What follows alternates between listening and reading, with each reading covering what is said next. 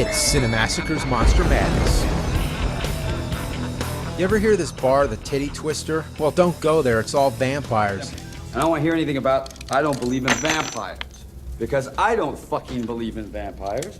But I believe in my own two eyes, and what I saw is fucking vampire.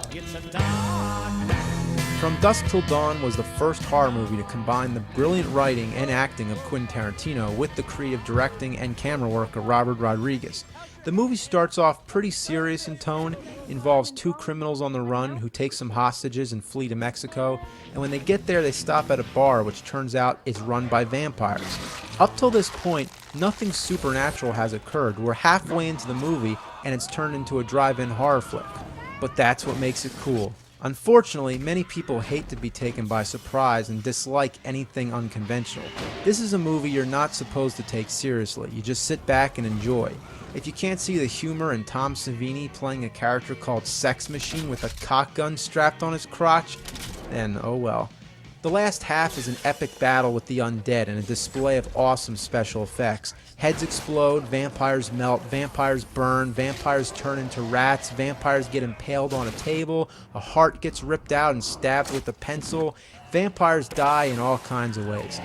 They decided that the vampires bleed green because it was easier to pass censorship. The MPAA has no problem with loads of blood, they just hate the color red. It's also interesting to note that the kid doesn't even survive. In fact, as Tarantino says on the commentary, he gets it worse than anybody.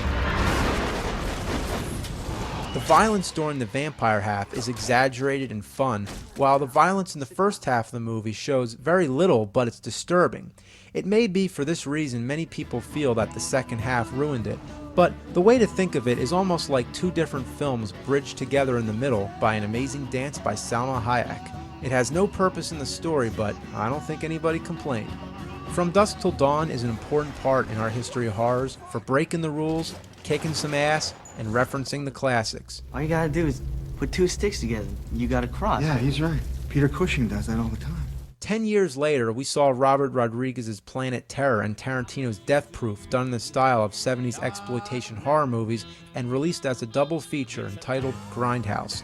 Both films are now on DVD and prove that these guys know horror. Let's hope they make some more.